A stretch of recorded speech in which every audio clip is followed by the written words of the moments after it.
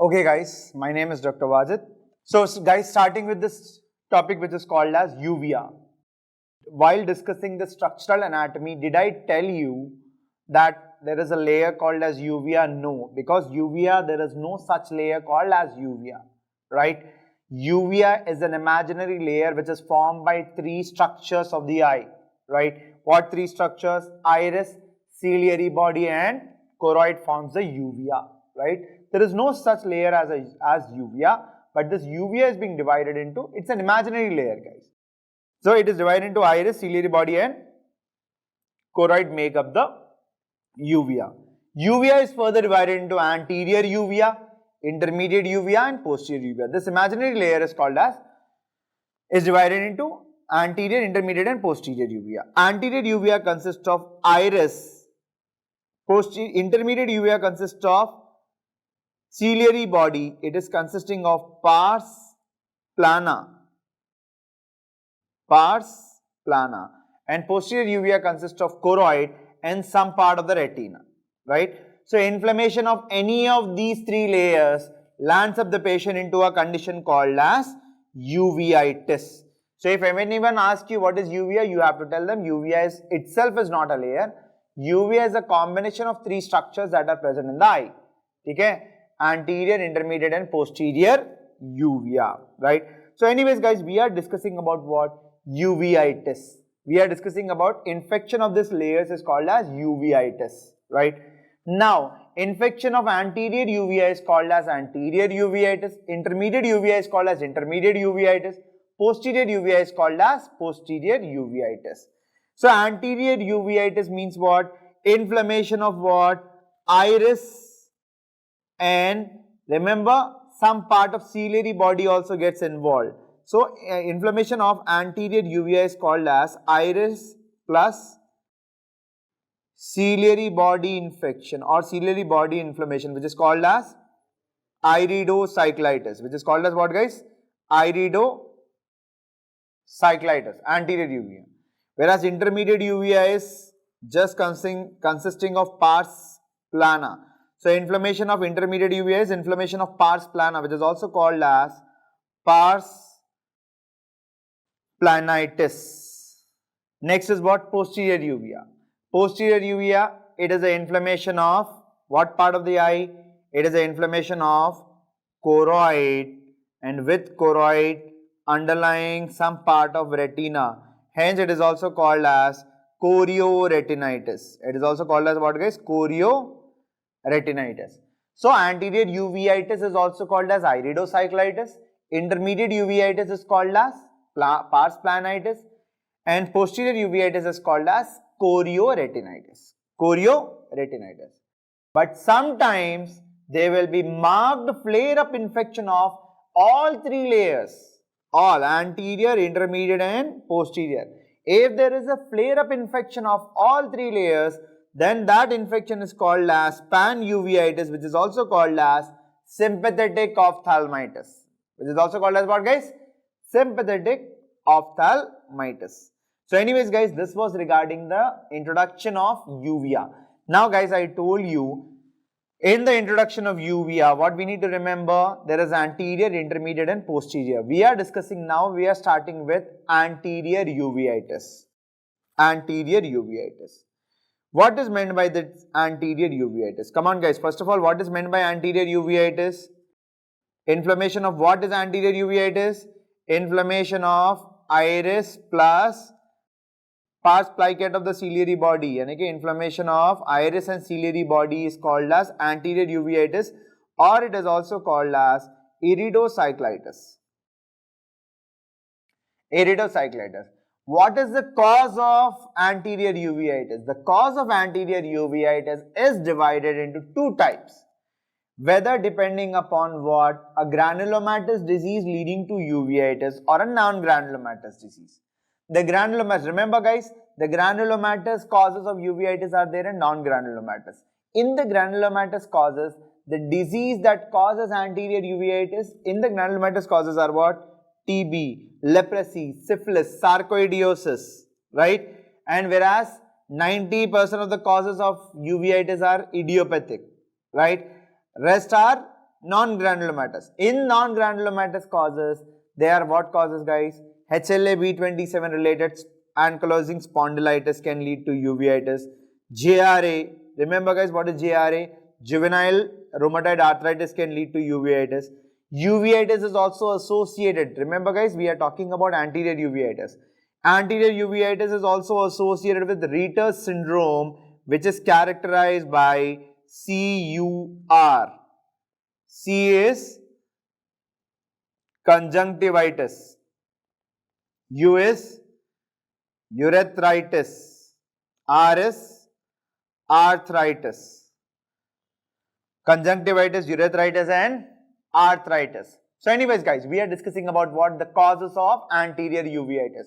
The causes are either granulomatous, which are due to TB, leprosy, syphilis, sarcoidosis, or non-granulomatous, which are what? Which are due to ankylosing spondylitis, which are due to Iritis syndrome, which is characterized by CUR, right?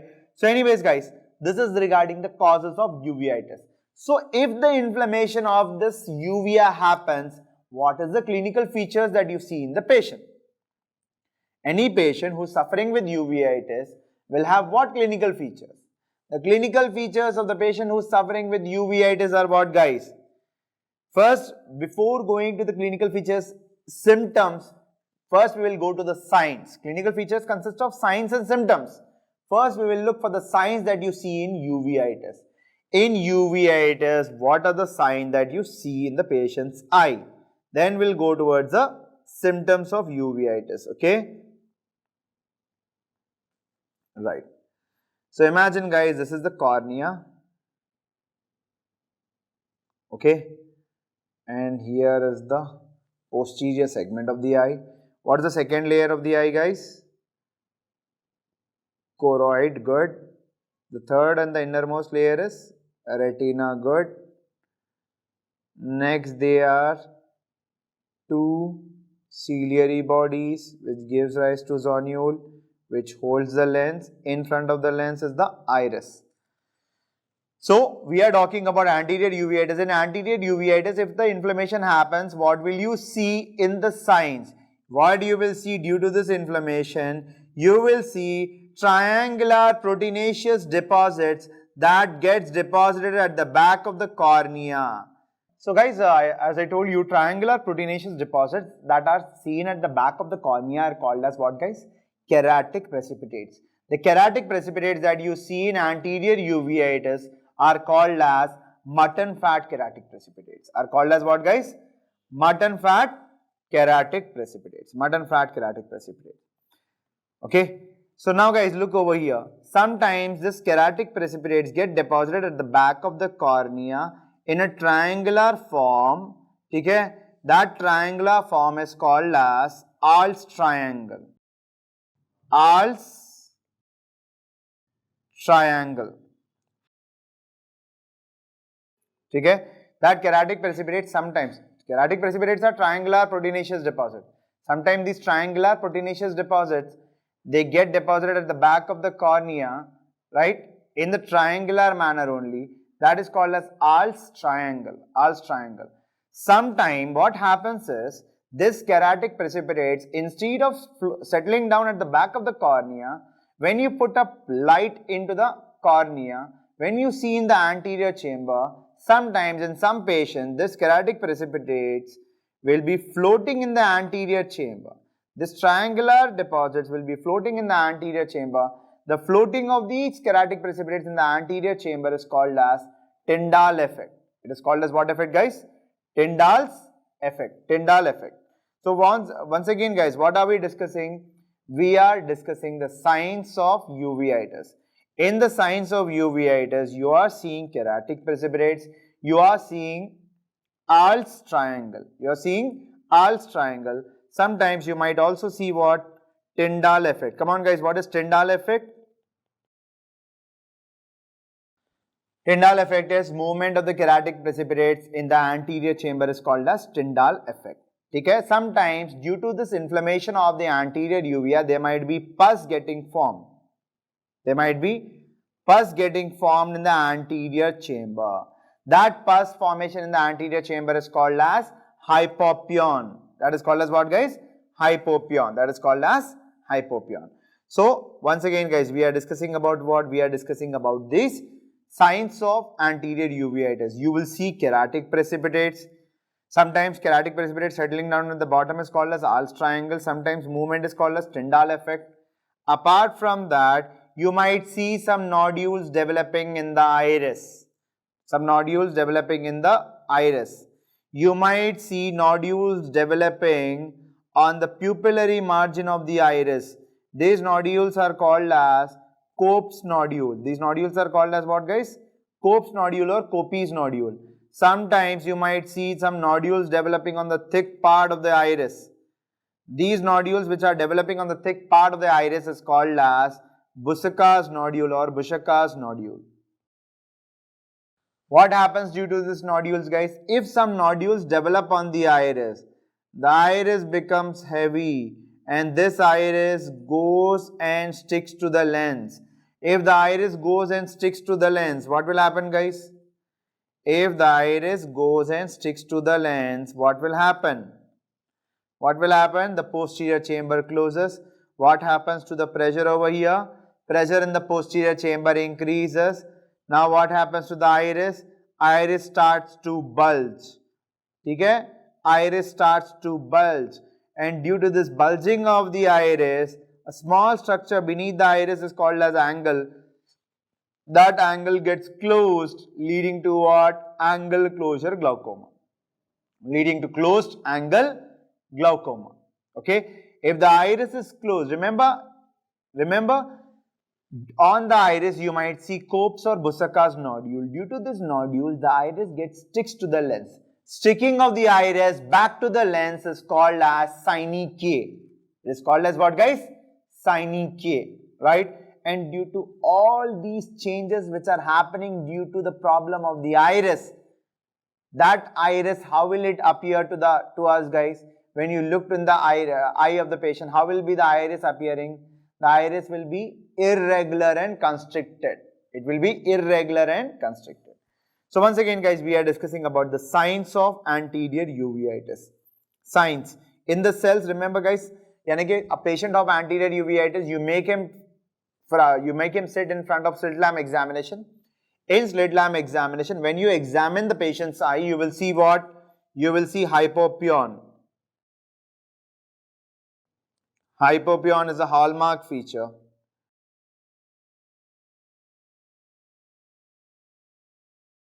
Right? You will see aqueous flare. What is aqueous flare, guys? What is aqueous flare? Aqueous flare is nothing but movement of keratic precipitates. Movement of keratic precipitates.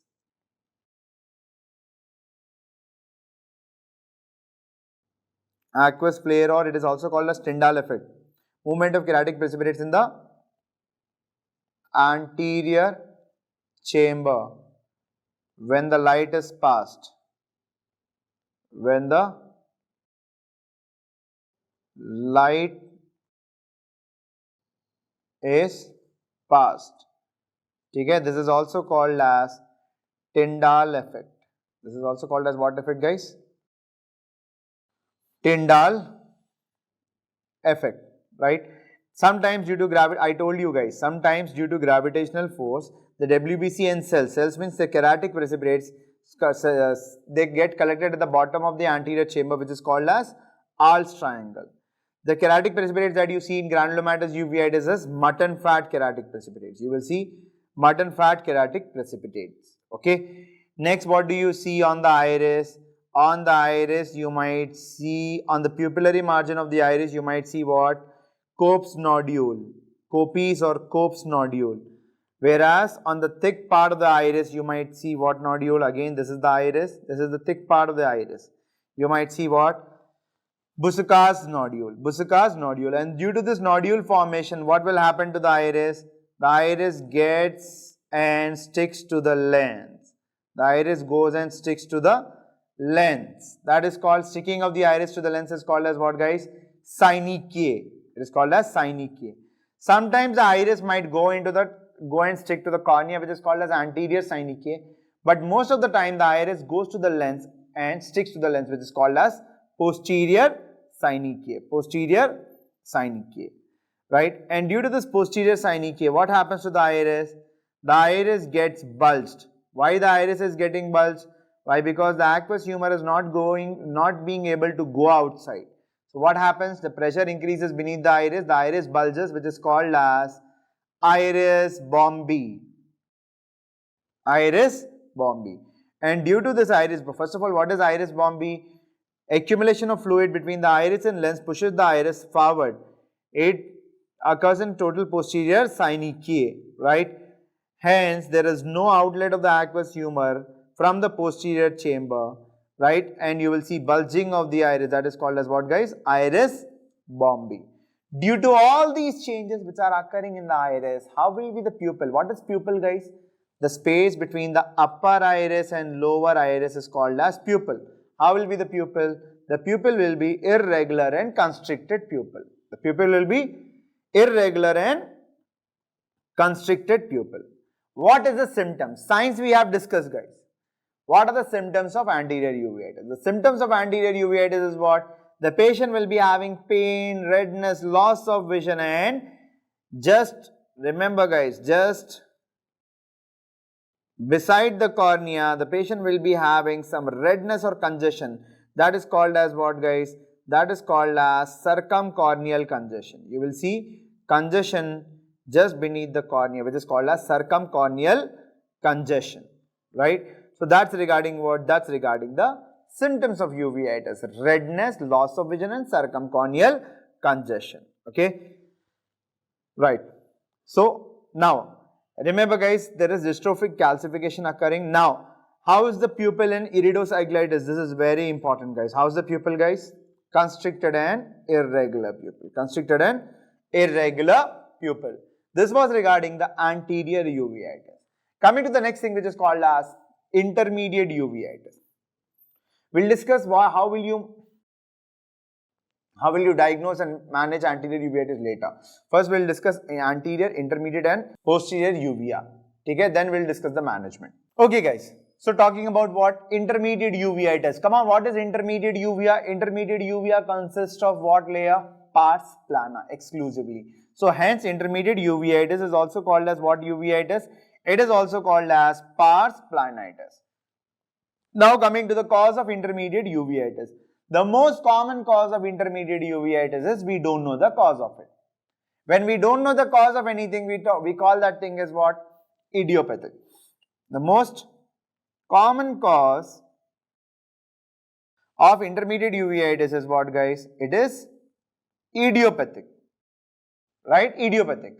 Apart from being idiopathic, what is the other cause of intermediate uveitis? It can be seen due to sarcoidosis. The other cause includes what? The other cause include sarcoidosis and multiple sclerosis. A disease called as multiple sclerosis. The most common cause of intermediate uveitis is what, guys? It is idiopathic. Other causes are what? Sarcoidosis or multiple sclerosis can lead to intermediate uveitis. What is the complaint of the patient who is suffering with intermediate uveitis? Intermediate uveitis, the main complaint of the patient is what? Basically, here what happens is there is inflammation of pars plana, right? Imagine, guys, this is the ciliary body. This pigmented part of the ciliary body is pars plana, right? The non-pigmented is plicata. Here is zonule holding the lens, and here is the iris. As there is inflammation of pars plana, you will see some pus getting accumulated where in the inner part of the retina. That pus mixes with the vitreous humor. It mixes with the vitreous humor, and due to this pus and all, what will be the main complaint of the patient? The patient complains of what? Black floaters floating in front of his eyes. The main complaint of the patient is floaters. Floaters means what, guys? Sometime when you wake up in the morning, when you rub your eyes, you will see what? You might perceive that some black flies are floating in front of your eyes. Even though there are no flies, but you will perceive some black flies floating in front of your eyes. Those are called as floaters. Floaters are common, guys. Floaters can be seen due to disease. Floaters can be seen normally also. Okay. In retinal detachment cases also you might see floaters. Occasionally seeing floaters is normal. But if you are seeing floaters constantly, that means what? There is some underlying problem. Okay. So anyways guys, we are talking about what? We are talking about intermediate uveitis. Intermediate uveitis is pars planitis. The most common causes idiopathic, other causes sarcoidosis and multiple sclerosis. The common complaint or the clinical feature is what? Patient complains of black spots floating in front of the eyes. Black spots floating in front of eyes, which are called as what? Which are called as floaters, or they are called as muscae volitans. They are called as what? Muscae volitans. These are called as floaters, or these are also called as muscae volitans. Okay. Now, here the pars plana. Remember guys, as there is inflammation of pars plana, what will you see? Here you will see the pars plana is full of pus and all. When you see the vitreous humor, it is also full of pus. You will be seeing a snowbank appearance. The snowbank appearance is a hallmark feature of intermediate uveitis. Snowbanking is a hallmark feature of intermediate uveitis. That was regarding intermediate uveitis guys. Again, we'll discuss the management later. How will you manage intermediate uveitis? We'll discuss it later. Coming to what? Posterior uveitis. Posterior uvea meaning what? Posterior uvea, yani ke choroid and some part of retina. Yani ke posterior uveitis is inflammation of choroid and underlying retina, which is also called as chorioretinitis. What is the most common cause of this? The most common cause of chorioretinitis is what guys? It is what? It is toxoplasmosis. It is toxoplasmosis. Posterior uveitis is choroiditis, or it is also called as chorioretinitis. It is also called as what guys? Chorioretinitis. So guys, we are discussing about what? Posterior uveitis. Posterior uveitis meaning inflammation of choroid and underlying retina, which is also called as chorioretinitis.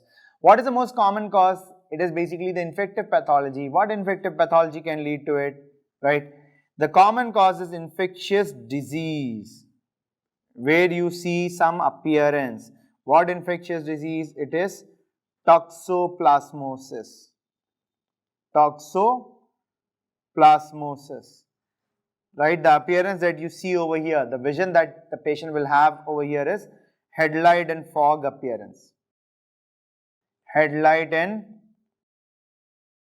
fog appearance. Yani ke basically imagine you are standing in fog and there is a car coming. The vision, how will be that vision? Headlight and fog appearance. That same kind of visual perception is seen in what? A person suffering with posterior uveitis. Apart from toxoplasmosis, there are some other infections such as cytomegalovirus can cause it, HIV infection can cause it, HSV infection can cause it. And non-infective cause is what? Sarcoidosis. Remember guys, sarcoidosis is the non-infective cause. Sarcoidosis is the cause for anterior, intermediate as well as posterior uveitis, right? But remember, this is what? Posterior uveitis is chorioretinitis. The most common cause is toxoplasmosis. Okay, it is always painless. It is a painless uveitis with sudden loss of vision. So, when you do an ophthalmoscope, what will you find over here?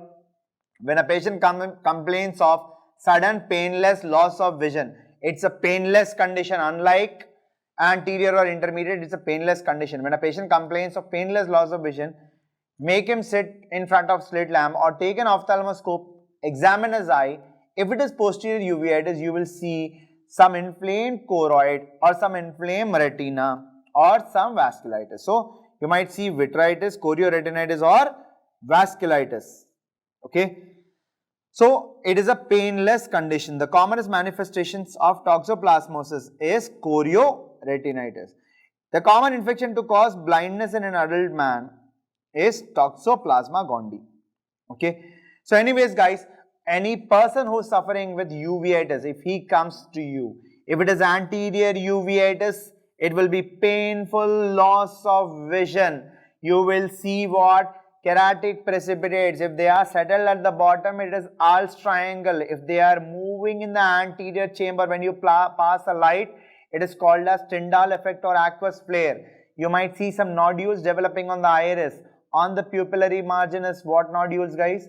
Koppe's nodule. On the thick margin, you will see Busaka's nodule.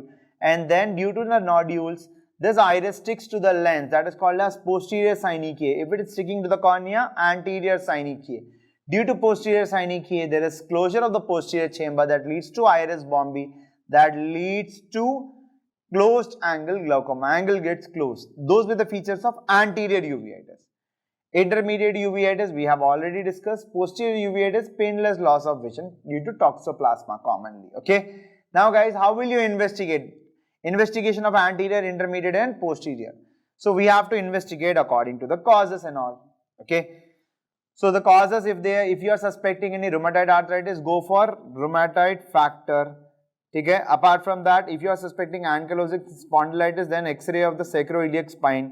Then ANCA for redness granulomatosis. Then if you are suspecting sarcoidosis, you have to go for what? Serum calcium level and ACE levels. If you are suspecting posterior uveitis due to toxoplasma infection, then you have to go for ELISA. So according to the underlying cause, basically it could be anything. You can go for all investigations so that you can come to know what is the underlying pathology for uveitis. Okay, for uveitis. So most of the conditions of uveitis are idiopathic, but we have to do all investigations to find out the causes. So I told you not one investigation, almost all. If you are suspecting that it is due to rheumatoid arthritis, rheumatoid factor F. If it is due to sarcoidosis, serum calcium and ACE levels.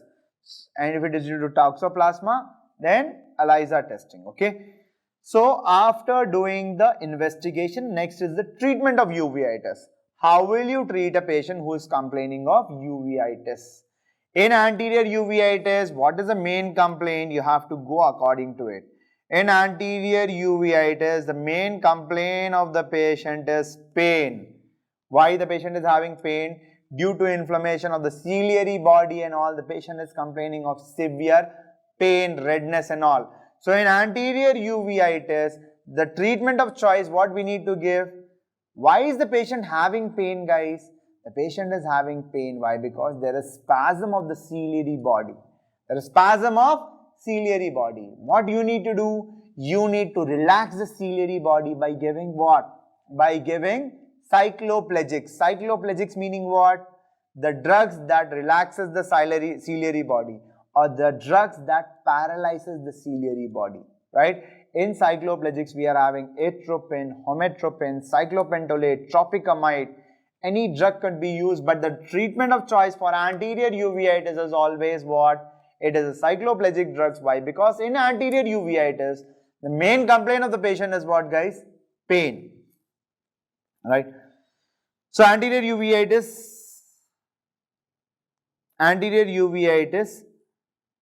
what else can be given? What can be given? Steroids can be given and cycloplegics can be given.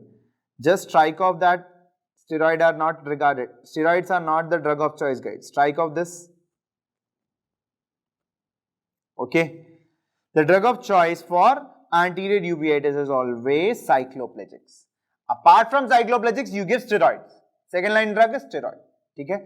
But steroids can lead to glaucoma. So we have to use a steroid that has the least potency to cause glaucoma, that is fluoromethalone. Fluoromethalone is the least potent steroid and it has least incidence to cause glaucoma. So anyways, guys, the treatment of choice is what, guys? It is the cycloplegics. I told you in cycloplegics we are having 4 drugs. What 4 drugs? Atropine is there, hometropine is there, cyclopentolate is there and tropicamide is there. So atropine, hometropine, cyclopentolate and tropicamide. When you give atropine, it will relax the ciliary body for how many days? For how many days? This atropine will relax the ciliary body for at least 14 days. It is the longest acting. At least 14 days. After atropine is hometropine. It will relax the ciliary body for 3 days. Next is cyclopentolate. It will relax the ciliary body for 1 day. Last is tropicamide. It will relax the ciliary body for 6 hours. Now guys, is anterior uveitis a long-term disease? No sir, it is an acute disease. So will you give atropine, will you give hometropine, will you give cyclopentolate or tropicamide? Which one is the best? As uveitis is a short-acting disease, give a drug that is acting for a short period of time. What is the drug of choice for anterior uveitis? It is tropicamide. The drug of choice for anterior uveitis is what, guys? Tropicamide. Tropicamide is a drug of choice for anterior uveitis. Why? Because it's a short-acting disease requiring a short-acting drug. So when you give a cycloplegic drug, it will basically help the patient in what ways? What will the cycloplegics do? Cycloplegics decrease the pain of uveitis by causing paralysis of the ciliary body, by causing paralysis or by causing relaxation of the ciliary body, by causing relaxation of ciliary body, right? Apart from that, what does the cycloplegics do? Cycloplegics prevent synechiae. What is synechiae, guys? What is synechiae? Attachment of iris either on the cornea, anterior synechiae, either on the lens, posterior synechiae. Third, cycloplegics reduces the vascularity. It reduces the vascularity of the eye. Circumcorneal congestion can be reduced. Okay. So that's regarding what, guys? That's regarding the cycloplegic drugs. So remember, guys, first line of drug for anterior uveitis is cycloplegics. Cycloplegics. We prefer a short-acting drug as uveitis is a short duration disease. But in children, instead of giving tropicamide, in children we give atropine. Not only atropine drops, we give atropine ointment. Why atropine? Why? Because children are having a very stiff ciliary body. They are having very hard ciliary body. Those muscles, those ciliary body muscles cannot be relaxed by tropicamide. You have to give atropine. In children, we use atropine because the ciliary muscles are very strong. That too, we use atropine ointment. Atropine ointment. Okay. The most common, remember, if you don't treat uveitis, the most common complication that you could see over here is what? If you don't treat anterior uveitis, what will happen? The iris sticks to the lens, leading to posterior synechiae, leading to increase in the pressure in the posterior chamber, iris bombae and glaucoma. So the most common complication of anterior uveitis is glaucoma. Any glaucoma occurring secondary due to underlying disease is called as secondary glaucoma. Okay. So that's the treatment of anterior uveitis.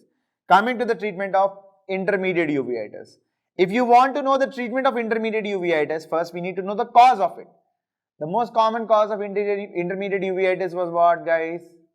Idiopathic. Apart from being idiopathic, sarcoidosis or multiple sclerosis. Hence, if you don't know the cause, then the treatment of choice is what? Give steroids. Give steroids. They will work very good. So the treatment of choice in intermediate uveitis is steroid. The best one is triamcinolone. You can give triamcinolone. This triamcinolone can be given by two routes. Either it can be given by subconjunctival route or subtenon's route, right? If there is no pain, no need to give cycloplegic with steroid, okay? Anterior uveitis, the treatment of choice what? Cycloplegic. Intermediate uveitis, but remember in anterior uveitis with cycloplegic, we also give some steroids. Intermediate uveitis, the treatment of choice is what? Steroids. If the pain is there, you give cycloplegics. Posterior uveitis. Will you give cycloplegic in posterior uveitis? No, sir. Why? Why? Because posterior is a painless condition.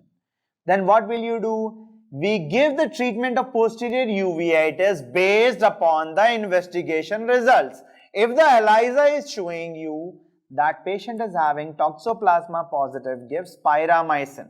Give spiramycin.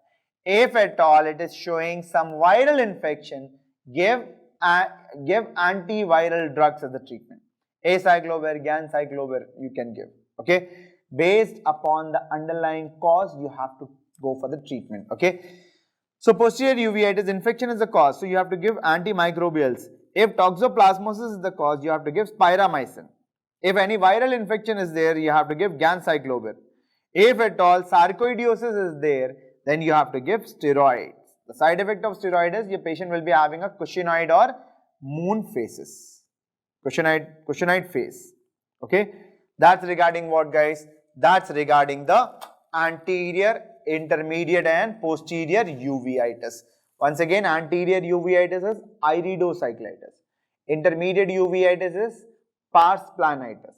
Posterior uveitis is inflammation of the choroid and underlying retina. Hence, it is also called as what? Chorioretinitis. These are the three uveitis. But if at all inflammation of all these three layers occurs together, then it is called as what uveitis? Then it is called as panuveitis. Then it is called as what uveitis, guys? It is called as panuveitis. What is the example of panuveitis? There is a condition called as sympathetic ophthalmitis. There is a condition called as what, guys? Sympathetic ophthalmitis. Panuveitis is, it is a condition which involves, panuveitis, it is a condition which involves all three layers, all inflammation of all three layers of the eye, such as the anterior, intermediate and the posterior uvea. Hence, it is called as panuveitis, which is also called as sympathetic ophthalmitis. What is the meaning of sympathetic ophthalmitis? Okay. Imagine, guys, I am walking on a road. There is a person approaching towards me. Suddenly, all of a sudden, he punches me in my right eye. Okay, I develop trauma. There is a traumatic injury to my right eye. Right? Now, what will happen? I go to the doctor. Doctor is saying that, "Arey, your right eye is very much injured. Very much injured. Right? And you are having the vision of your right eye is also very much hampered." But he is telling that you might, even though your left eye is not at all injured, but you might develop a poor vision in the left eye also. You will be asking, how, doctor, why? He will be telling what? Some uveal pigment deposition might occur in the other eye. Right? So, inflammation of the whole uvea is called as panuveitis, which is also called as sympathetic ophthalmitis. What is meant by sympathetic ophthalmitis? Trauma to one eye. Trauma to one eye. If there is a trauma to one eye, that eye will be called as an exciting eye. The other normal eye poses sympathy towards the traumatic eye, and it will show the features of the traumatic eye. Hence, it is called as sympathetic ophthalmitis. Sympathetic ophthalmitis. It is commonly seen after trauma. Right? It is commonly seen after trauma and all. Right there, guys, we are talking about what? We are talking about panuveitis or sympathetic ophthalmitis. So, we are talking about sympathetic ophthalmitis, guys. Sympathetic ophthalmitis is panuveitis. This is associated with a disease. Panuveitis is associated with a disease called a sympathetic ophthalmitis. Just right there, guys. What is a sympathetic ophthalmitis? Sympathetic ophthalmitis is a bilateral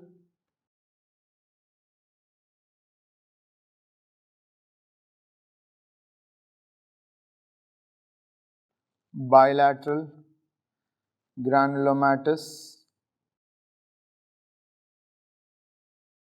uveitis following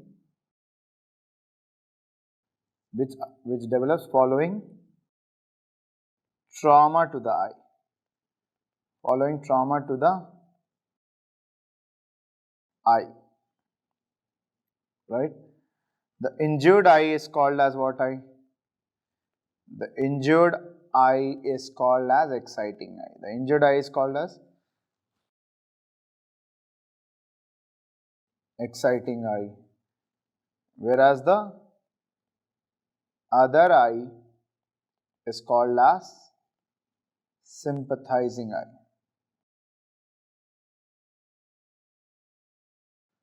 right? The injured eye is called as the exciting eye, whereas the other eye is called as a sympathizing eye. Come on guys, before going to the other things, we have written the definition. Cause.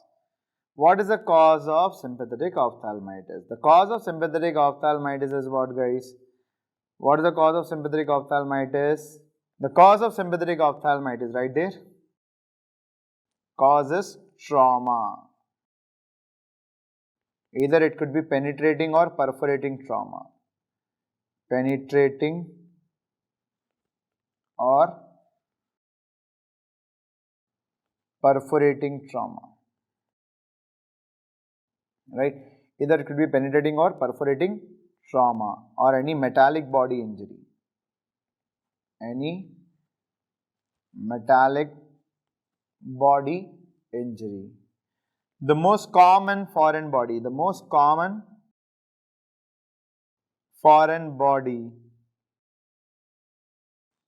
enter the eye. It is commonly seen in workers, guys. Okay? The most common foreign body to enter the eye is basically the chisel particle, hammer and chisel injury. Okay?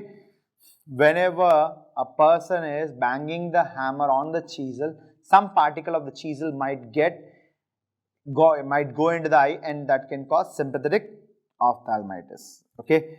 So remember guys, sympathetic ophthalmitis is bilateral granulomatous uveitis following trauma to the eye. The injured eye is called as exciting eye, whereas the other eye is called as a sympathizing eye, right? And most commonly injured structure in the eye. Most commonly injured structure in the eye, it is ciliary body. This is what, guys? Ciliary body. Ciliary body is the most commonly injured structure in the eye. Okay. So that's regarding sympathetic ophthalmitis. So a person with a vision of 6/6 in two eyes, if he had injury to one eye, it becomes PL negative. PL negative means what? Perception of light negative. Yani he is basically having very poor vision or nearly blind vision. Okay. Basically blind vision only. And within 2 weeks, the other eye also becomes PL negative. Why? Because uveal pigment deposition, foreign antigen antibody or autoantibody destruction. These are the three reasons for the other eye to become what? For the other eye to show the features of the injured eye. Okay. So anyways guys, what is the symptom of the patient who is suffering with sympathetic ophthalmitis?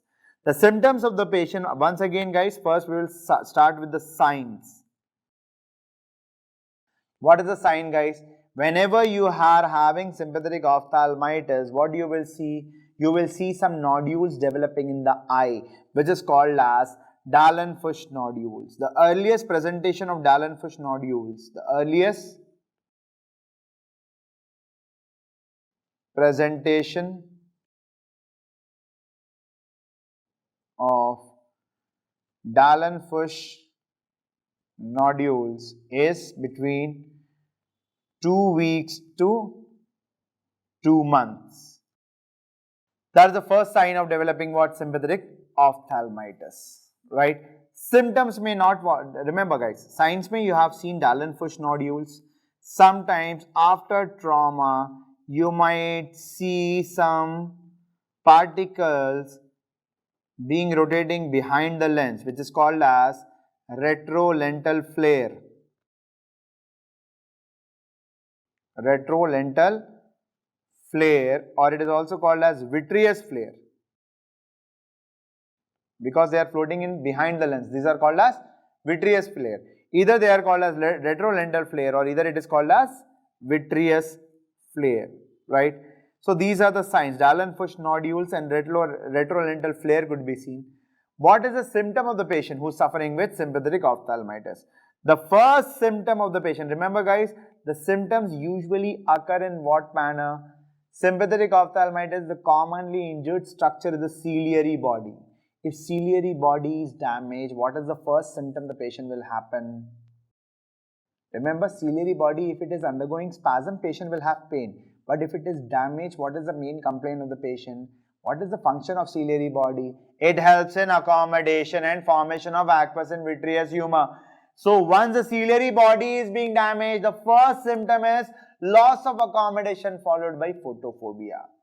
There might be hampering of the aqueous and vitreous humors production also, but the main is what, guys? The main symptom is loss of accommodation. The main symptom is what, guys? The first symptom to occur is photophobia and loss of accommodation.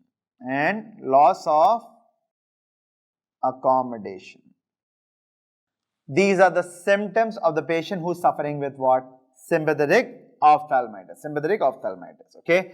So, who are basically at higher risk of developing sympathetic ophthalmitis, adults or children? It is always the children, and commonly involved structure is iris and ciliary body. But remember, it is the ciliary body. Ciliary body is also called as a dangerous area of the eye. So now guys, if a person is suffering with sympathetic ophthalmitis, how will you manage? It depends upon the presentation. Imagine a patient is there who is having blindness in one eye. He developed trauma to the eye. Right eye is blind. The other eye is normal. What will you do in this scenario? Other eye, there is no features of sympathetic ophthalmitis. What will you do? You will remove this eye with long course of optic nerve. Removal of the injured eye or the exciting eye with a long course of optic nerve is called as enucleation. It is called as what, guys? Enucleation. So in that scenario, you go for enucleation. Imagine there is a person who developed injury to his right eye and he is PL negative, yani कि perception of light negative, yani कि he is nearly blind in the right eye. In the left eye, there are some Dallen-Fuchs nodules being formed, yani कि sympathetic ophthalmitis already started to occur. Then what will you do? Will you enucleate the right eye now? Come on guys, in this scenario, will you enucleate? No, there is no role of enucleation. Remember, you do enucleation in order to prevent sympathetic ophthalmitis. Here the patient has already developed. So what you need to do? You don't go for enucleation, you go for high doses of antibiotics, high doses of steroids you give to the patient. So that sympathetic ophthalmitis, the risk of damage caused by sympathetic ophthalmitis is very less. Okay? But you don't go for enucleation. Imagine guys, a person had trauma to his right eye and after getting trauma he is PL negative, yani perception of light is negative, and there is pus forming in the right eye only and the left eye is normal. What will you do? If there is a pus form, never go for enucleation. That pus form is usually beneficial for the other eye. That prevents any infection. That prevents sympathetic ophthalmitis by itself. So remember guys, sympathetic ophthalmitis treatment depends upon what? If I gave you first scenario, if first eye is PL negative, yani कि perception of eye light is negative, then the other eye is normal, then we enucleate the injured eye. If one eye is PL negative and the other eye is hand movement positive, then take out the PL negative. Okay, this second scenario I forgot to tell you guys. In the second scenario, imagine a patient is having injured right eye and he is totally blind with his right eye. Left eye, he is having hand movement positive type of vision, and a very low vision, but he did not develop any sympathetic ophthalmitis. What will you do? Remove the injured eye and repair the other eye. Okay. Next, if one eye is PL negative and other eye already developed the features of sympathetic ophthalmitis, will you go for enucleation? No need of enucleation. Why? Because enucleation is done to prevent sympathetic ophthalmitis. The patient has already developed here. So what will you do over here? We give high doses of steroids and antibiotics. We give high doses of steroids and antibiotics. Okay? If at all there is a pus being formed, never enucleate, because the pus formation in the injured eye is a prevention for the other eye, because antibody in the pus will destroy the antigen which is being formed in the other eye. remember guys, once again a concise summary so that you don't get confused. If one eye is injured and it's totally blind, other eye is normal, remove the injured eye, that is called as enucleation. Removal of the eyeball with long course of optic nerve is enucleation. Second scenario, if one eye is blind, other eye is hand movement positive kind of vision, enucleate the injured eye and repair the other eye. Third scenario, if the injured eye is again blind, right, and the other eye is shown the features of sympathetic ophthalmitis, don't go for enucleation, go for high doses of steroids and antibiotics. Last is what pus formation means, do not enucleate. Okay. What is enucleation meaning? Removal of the eyeball with the portion of optic nerve, with a long course of optic nerve is called as enucleation. This was regarding what guys? This was regarding uveitis, anterior, intermediate, posterior, and inflammation of all three together is called as what? Panuveitis, which is also called as what guys? Sympathetic ophthalmitis.